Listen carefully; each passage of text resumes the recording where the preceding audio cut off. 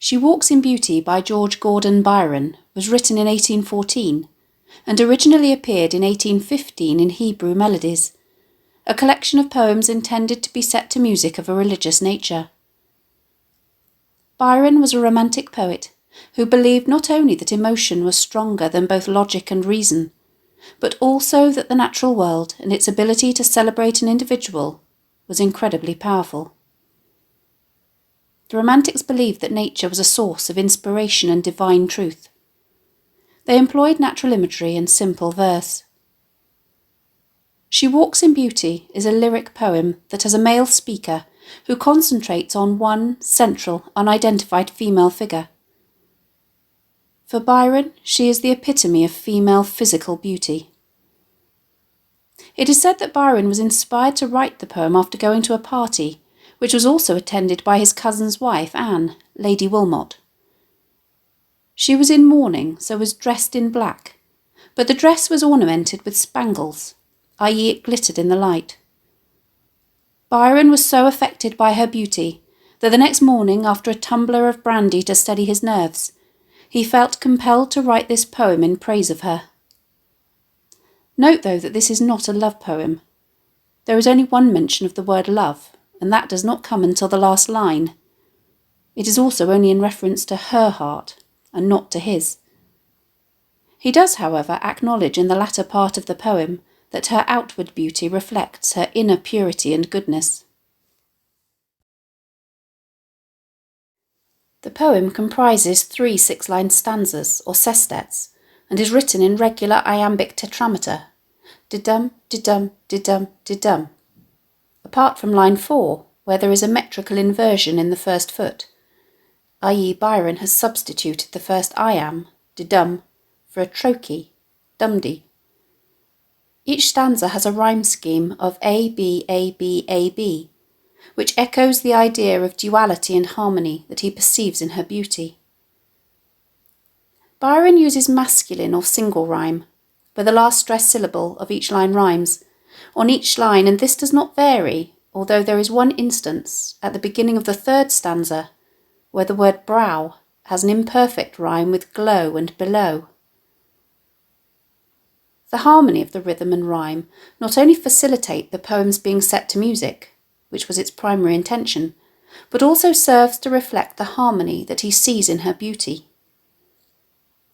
Byron uses enjambment and caesura throughout to enhance meaning, to carry his almost breathless appreciation of her over line breaks, but also to make us pause to absorb the significance of a particular word.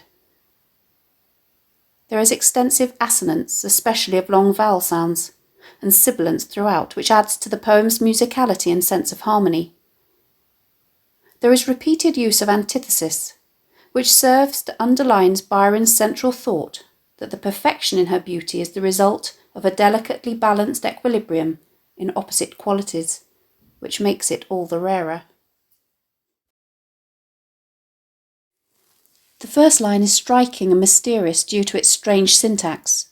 She walks in beauty.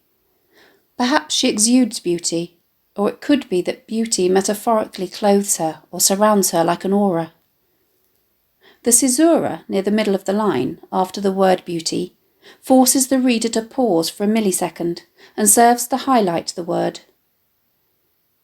The simile which follows over the next line and a half, like the night of cloudless climes and starry skies, may of course have originated in the image of her black spangled dress, but it works to evoke a beauty which is mysterious, ethereal, and that cannot be touched.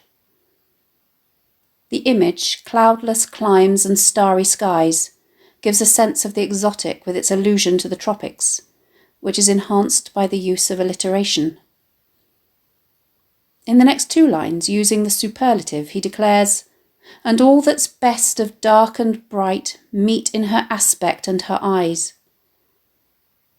Employing antithesis, Byron declares that she is a synthesis of the best qualities of dark and bright that are typified by the night sky. The emphasis placed on the verb meet, due to the metrical inversion of the first iamb, thus creating a trochee, meet in, dum-dee, highlights the fact that she is at the point where optimal measures of darkness and light coincide to create flawless beauty. In lines 5 and 6, Byron is quick to dispel the idea that the contrast is a harsh one. Instead, it is a harmony of opposites, as they are mellowed or softened to that tender light which heaven to gaudy day denies. Her beauty has the tenderness or the sweetness and subtlety of the light characteristic of night rather than day, which he describes as gaudy or tastelessly showy, by contrast, as it is denied this quality by heaven. The introduction of the notion of a personified heaven suggests that her beauty has a divine quality bestowed by God. Note the hard consonants of the dental d sounds in gaudy day denies, which contrasts with the extensive use of sibilants and assonants of long I sounds elsewhere in the stanza to highlight this contrast. The structure of the first line of the second stanza reflects the delicately nuanced equilibrium of her beauty. One shade the more, one ray the less, is a line whose syntax is equally balanced around the caesura, with its parallel construction further enhanced by the assonant long A sounds of shade and ray. Of course, one shade more and one ray less both mean darker, and so we understand that Byron believes that were she 1 degree darker, in either hair or complexion, her beauty would be flawed, as this had half impaired the nameless grace which waves in every raven tress, or softly lightens o'er her face. She is thus the perfect combination of raven or black hair and a pale complexion. The archaic usage of the pluperfect form of the verb here, had half impaired, can be confusing, as it suggests that her beauty has already been damaged or reduced by half. In more modern English, we would render it as would half impair, suggesting that her beauty is conditional on the balance between dark and light remaining constant, and is, therefore, fragile. Once more, Byron alludes to her beauty being of a divine nature, as he refers to the nameless grace embodied in every raven tress and in her skin. The adjective nameless implies that her beauty is unique. It has never been seen before, therefore it does not have a name.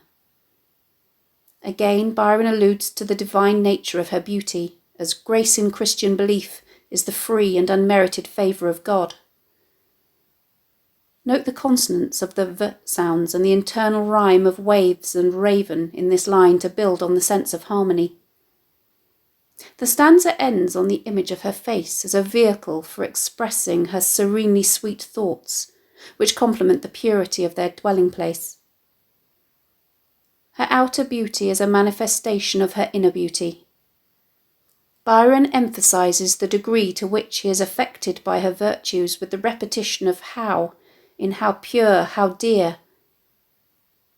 Whilst the rhymes in the first stanza were linked by assonant long I sounds, note that in the second stanza they are all linked by sibilants, and there is also a preponderance of assonant A sounds throughout. In the third and final stanza, Byron's flattery builds to a climax. Once more, the first line is equally balanced around the caesura, and on that cheek, and o'er that brow, with the repetition of and that, and the words on and o'er, which are similar in meaning. The second line, making use of repetition once more, so soft, so calm, yet eloquent, lists the contrasting qualities of her smiles and her tints, or complexion. At the same time as being so soft, so calm, they are yet eloquent, or expressive and articulate. Her smiles are winning, or attractive and endearing, and her complexion glows with health and life. Note that this is yet another equally balanced line around a caesura, which has a parallel grammatical construction of a determiner, the, followed by a noun, i.e. smiles and tints, a conjunction, that, and a verb, i.e. win and glow. Byron uses the word but, however, at the beginning of the next line, to assure the reader that these are not evidence of a life of lasciviousness. Instead, they merely tell of days in goodness spent, implying that her behaviour is irreproachable as she passes her time in saintly pursuits. She is at peace with her earthly existence, alluded to in the phrase "with all below," and any love that she feels in her heart is innocent, i.e., of a platonic rather than a sexual nature.